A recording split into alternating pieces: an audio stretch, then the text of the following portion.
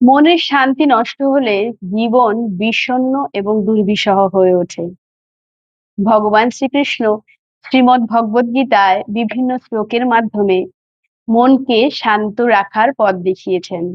আসুন আর সেখান থেকে শ্লোক পড়ে শোনান। দ্বিতীয় অধ্যায় শ্লোক ৭১। ভগবান শ্রীকৃষ্ণ বলছেন, বিহায় কামান যহ শর্মান পুনশ্চরতি নিস্পৃহ নির্মম নিরঅহংকারঃ স শান্তি মধিগচ্ছতি। বাংলায়, যিনি সমস্ত কামনা পরিত্যাগ করে মমত্ব শূন্য ও অহংকার বর্জিত এবং নিষ্ক্রিয় হয়ে বিচরণ করেন, তিনি পরম শান্তি লাভ করেন, অর্থাৎ তার ঈশ্বর লাভ হয়।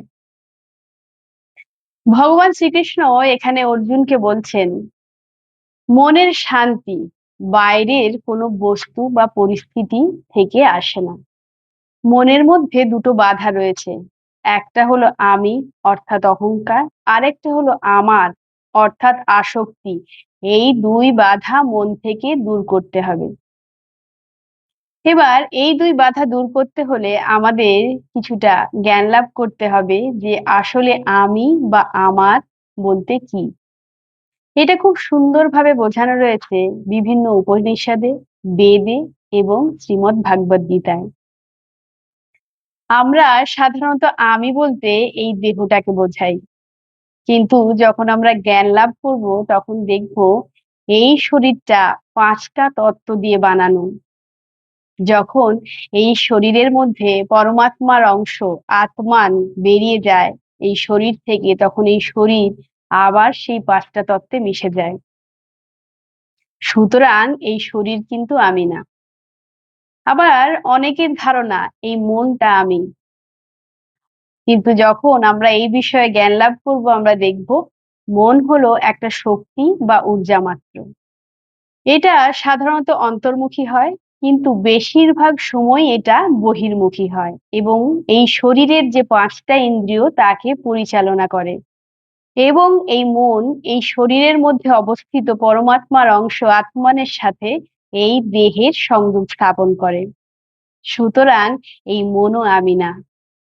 অর্থাৎ এখানে আমি বলতে বাস্তবে কিছুরই অস্তিত্ব নেই এবং আমার বলতেও নেই। যা কিছুই এই জগতে রয়েছে সব কিছুই পরমাত্মার এবং সব কিছুই পরমাত্মা।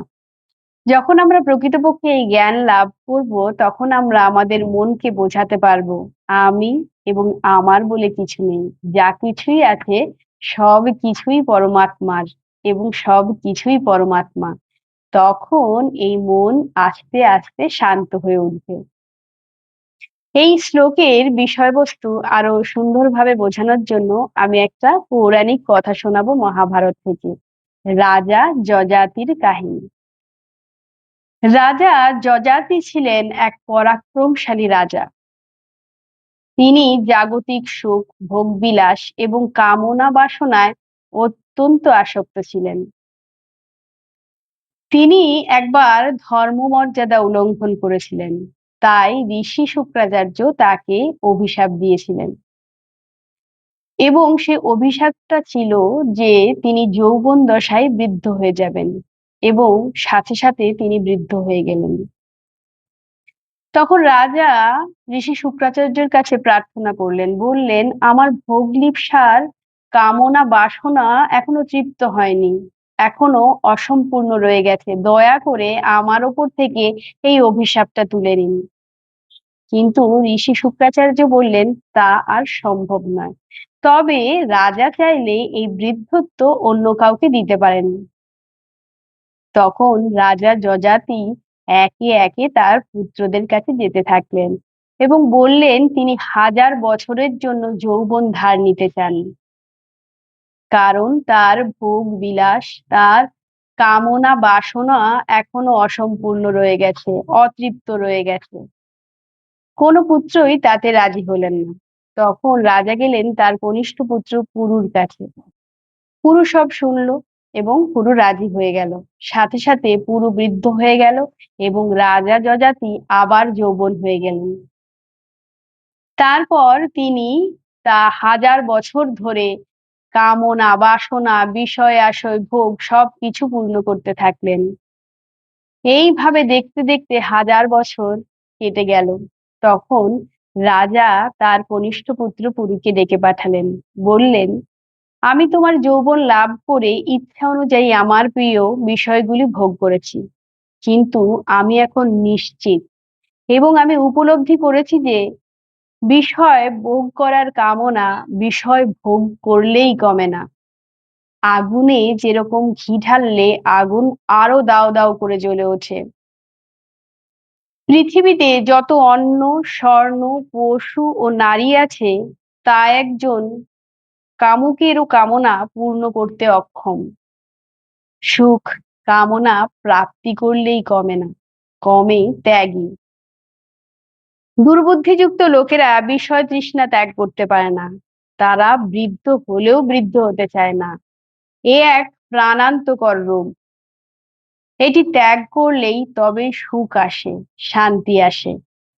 দেখো, বিষয় ভোগ করতে করতে হাজার বছর কেটে গেছে, তবুও আমার মধ্যে তৃষ্ণা এখনো কমেনি, উত্তরোত্তর আরো বেড়েই চলেছে। তাই আমি সিদ্ধান্ত নিয়েছি যে আমার রাজ্য, রাজত্ব, আমার আকাঙ্ক্ষা, অহংকার, মমত্ববোধ সব ত্যাগ করে বনে তপস্যা করতে চলে যাব। সেখানেই আমায় পরম শান্তি পাবো।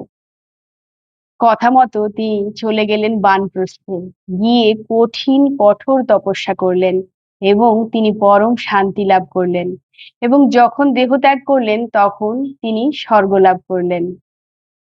এই ছিল আজকের পৌরাণিক কথা। আশা করি আপনাদের সবার ভালো লেগেছে।